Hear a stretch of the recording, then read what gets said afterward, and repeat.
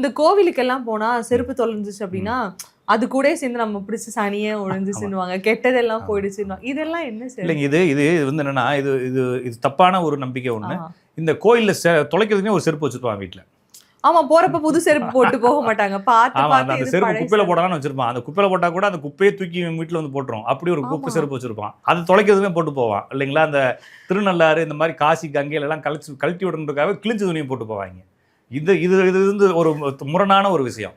அதாவதுங்க, நம்மள்கிட்ட ஒரு பொருள் தொலைஞ்சு போகும்போது சரி போனா போயிட்டு போகுது அப்படின்ற ஒரு மைண்ட் செட்டை கொடுக்கறதுக்காகவும் எல்லாத்தையும் ஒரு பாசிட்டிவ் மோடுக்கு கொண்டு போகணும். அங்கே போய் உட்காந்து அழுதுகிட்டா இருக்கிறது. ஒரு நகை தொலைஞ்சு போச்சு, கோயிலில் நகை தொலைஞ்சா நல்லதானு சொல்லுங்க.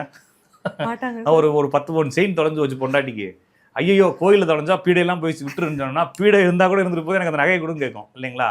இப்போ என்ன செருப்பு தானே, முடி தானே அப்படிங்கிற மாதிரி நம்ம மைண்ட் செட் வச்சுருக்கோம். தவிர இது எதுவுமே உண்மை இல்லைங்க. இது எல்லாமே என்னன்னா பாசிட்டிவ் மோடுக்கு மக்களை கொண்டு வராங்க.